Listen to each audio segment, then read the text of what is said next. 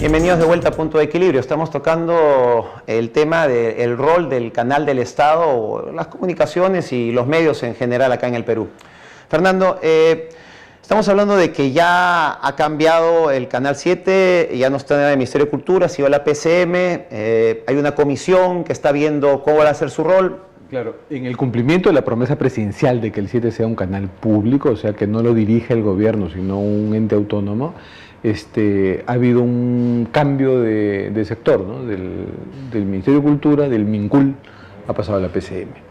En la PCM se pueden controlar mejor, la cosa está más directamente asociada a Palacio y al presidente, tiene más posibilidad de que las resoluciones, los decretos supremos necesarios salgan, entonces es una explicación técnica que puede ser coherente con el cumplimiento de la promesa presidencial. Tampoco no todo es cultura, ¿no? Pero ¿cómo lograr que un canal sea público? El secreto está en cómo se dirige, cómo se gestiona. Entonces, lo que una comisión multisectorial que está preparando la ley debe hacer es pensar cómo se ve ese mecanismo, cómo se ha resuelto en otros países.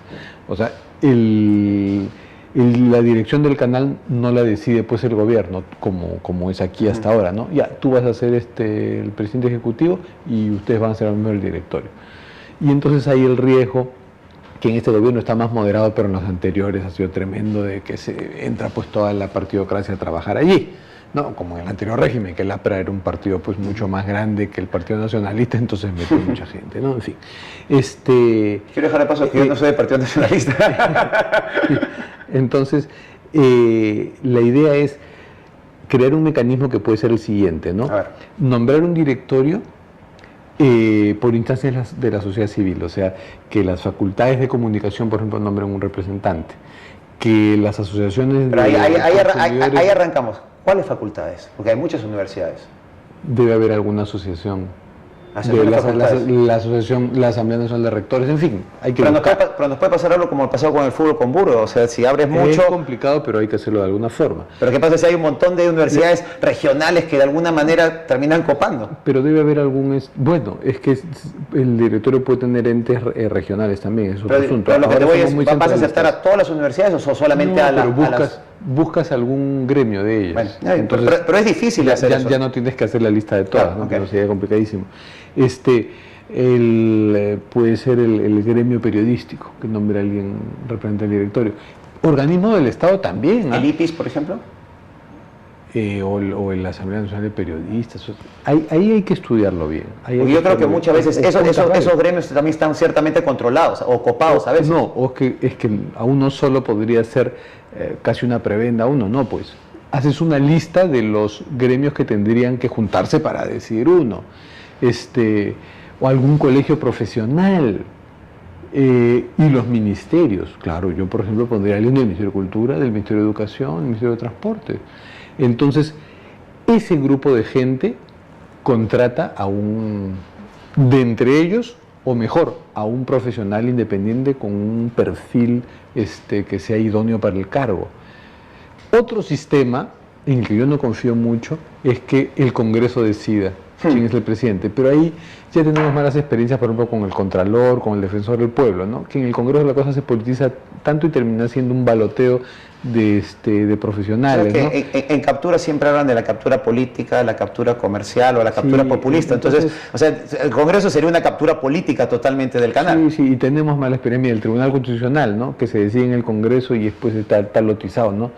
Cada partido tiene sus tribunos. Y la última vez se los quisieron dar a los que habían sacado menos puntos, ¿te acuerdas? El Tribunal Constitucional, yo lo digo sin ningún temor, es una de las entidades más mediocres del país, es peor que el Congreso.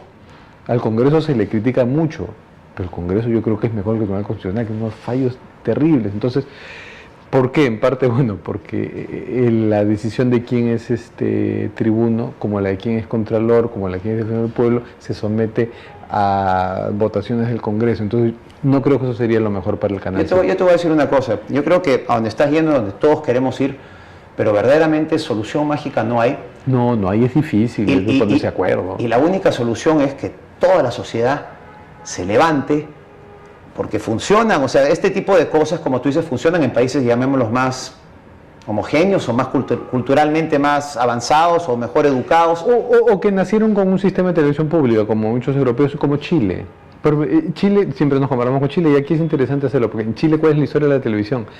Que en un comienzo el gobierno chileno tuvo miedo de que empresarios tuvieran canales de televisión. O sea, les dio miedo. No, ese poder va a competir con nosotros. Un miedo muy comprensible. ¿Eh?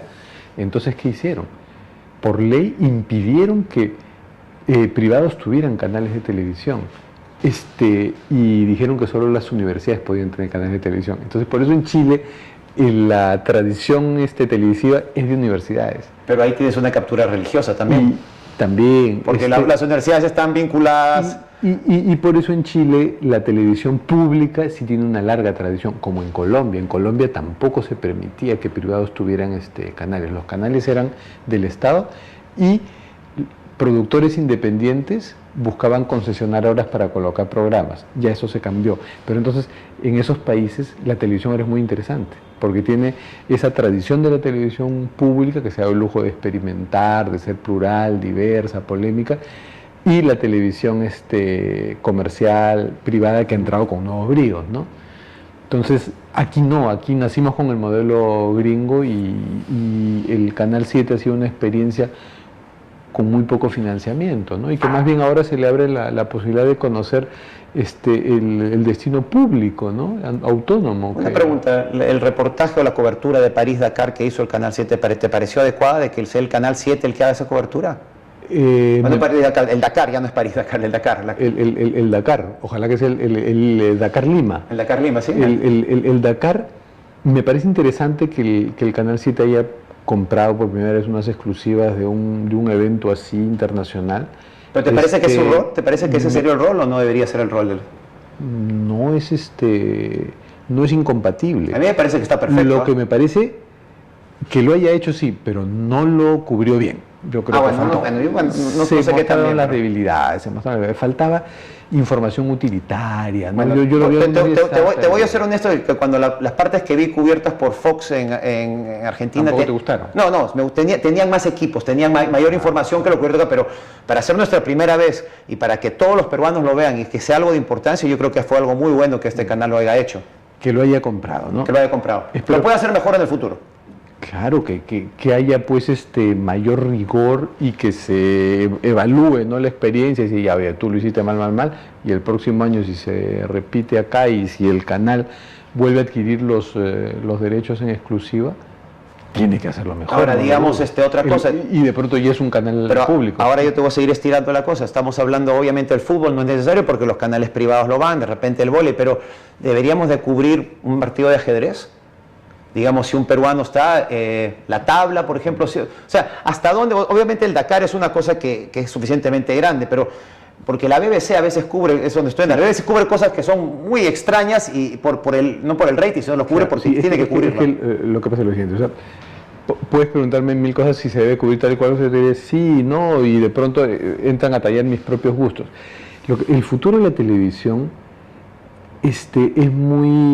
tiende a la especialización y el generalismo queda en pocos canales. Es decir, la idea es que la gente va a ir encontrando y buscando nichos, espacios muy especializados para sus gustos, y los vas a tener. La televisión digital te permite que ahora cada canal se subdivide en 2 o 3 frecuencias. Entonces, en una frecuencia puedes meter un montón de cosas que le gusta al público joven, y en otra metes películas, y en otra metes las transmisiones del Estado, que son importantes. A veces yo busco las transmisiones del Estado y no las encuentro.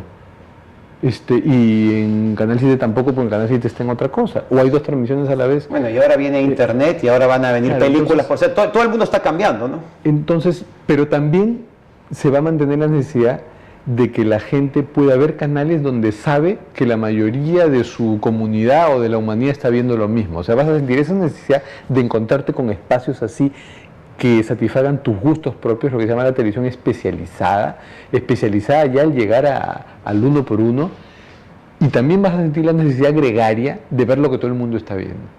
Entonces, pero yo creo que la televisión generalista va a ser de pocos canales. Porque cada vez hay más y más. y Sí, cada uno más experto. y porque hay mucha competencia, Claro. entonces, pero siempre va a haber un gran momento de la humanidad o del país donde todos van a querer estar conectados a esa televisión generalista, ¿no? Todista, ¿no? Esa es la que, los hace políticos, para todos. es la que los políticos ven Entonces, porque por es la que ejemplo, los rating. el Canal 7 podría tener un canal que sea lo más generalista, una frecuencia lo más generalista, pero y 2 o 3 más donde ya pues solo transmita, digamos, actos del Estado, que es importante que alguien los transmita, ¿ah? Y donde de pronto vea ese subcampeonato Ajedrez, ¿no? interdistrital de ajedrez, Claro. ¿no? El rol educativo de un canal, digamos, yo lo digo porque como vuelvo a mi experiencia británica, donde en Inglaterra habían clases, o sea, uno se sentaba y uno podía ver la televisión y te daba clases. Sí, pues yo creo que es injusto con la televisión darle la lata con el rol educativo. No, pero Pero ahora van a ver todos estos nichos de canales. Claro, claro. Pero es que hay muchos equívocos. Pero también hay muchos malos profesores en provincias que podrían ver una buena clase. Hay muchos equívocos y prejuicios respecto al rol educativo de la televisión, ¿no? En primer lugar, el rol fundamental de la educación, yo no veo por qué tenga que ser educativo. Para eso está el colegio y la universidad, no nos olvidemos. Pero hay muchos colegios en provincias que tienen profesores muy malos y el canal podría alcanzarles un profesor. Pero no nos olvidemos de otra cosa también. Pensemos en la gente también. O sea, la humanidad ya en las últimas décadas ha ordenado su vida de tal forma que dedica unas horas al trabajo, otras al estudio y otras a su libertad, a su tiempo libre. Entonces tengamos en cuenta que no le podemos exigir a la gente que en su libertad estudie. Se obliguen a estudiar. Entonces, pero siempre puede cambiar de canal, ¿eh? Entonces por eso la educación tiene que ser opcional para la gente, porque estamos tratando con sus horas de ocio. O sea, la gente no quiere estudiar. Pues hace unos años, la Universidad me hizo una encuesta. Vamos a un cortecito y volvemos. Claro. Un cortecito.